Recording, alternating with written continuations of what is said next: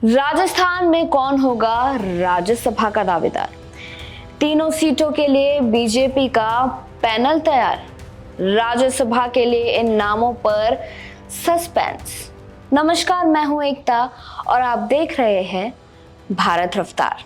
दिल्ली का रास्ता जयपुर से होकर गुजरता है, ये तो आपने सुना ही होगा। लेकिन इस वक्त जयपुर में एक ऐसा मंथन चल रहा है जिसकी तपिश दिल्ली के गलियारों तक महसूस की जा रही है।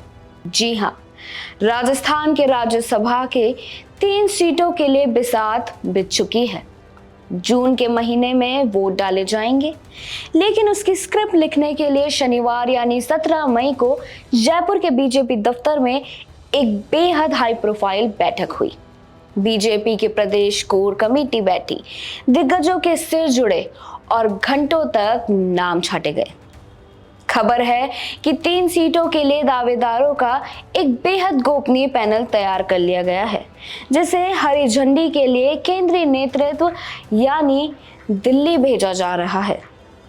आज हम आपको बताएंगे कि इस बंद कमरे की बैठक में क्या रणनीतियां बनी और कौन से वो नाम है जो रेस में सबसे आगे चल रहे हैं। इस बैठक की सबसे खास बात जानते हैं क्या?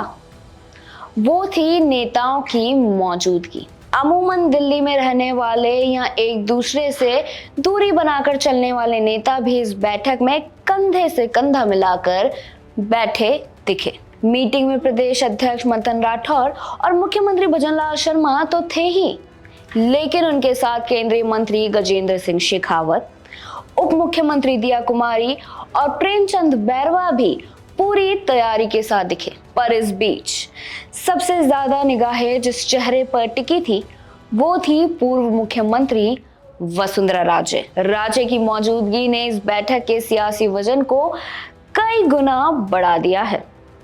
इसके अलावा राजेंद्र राठौर, अरुण चतुर्वेदी और अशोक परनामी जैसे सीनियर नेता भी इस मंथन का हिस्सा बने।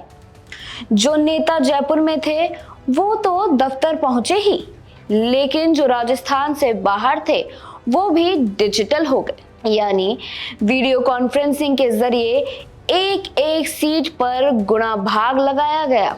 बड़ी मुश्किलों के साथ इन्हें तैयार किया गया, क्योंकि बीजेपी जानती है कि राज्यसभा का ये चुनाव सिर्फ 3 सांसदों को चुनने का नहीं, बल्कि आगामी संगठनात्मक फेरबदल की नींव रखने का भी है।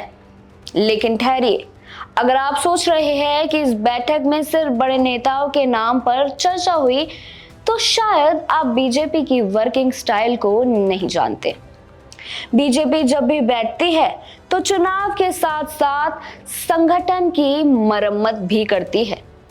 इस बैठक में 2 बड़े अभियानों को हरी झंडी दी गई है। पहला है ग्राम चौपाल अभियान। इसके तहत अब सरकार के मंत्री और पार्टी के नेता गांव में जाकर खटिया बिछाएंगे और भजनलाल सरकार की उपलब्धियों का हिसाब किताब जनता को देंगे। और दूसरा पंडित दीनदयाल उपाध्याय प्रशिक्षण महाअभियान। इसके तहत बीजेपी अब अपने कार्यकर्ताओं को कमरे से निकालकर सीधे बूथ स्तर पर ट्रेनिंग देने जा रही है। अब सवाल बड़ा है, आखिर वो खुशकिस्मत 3 नाम कौन होंगे जो राजस्थान से दिल्ली के उच्च सदन यानी राज्यसभा जाएंगे?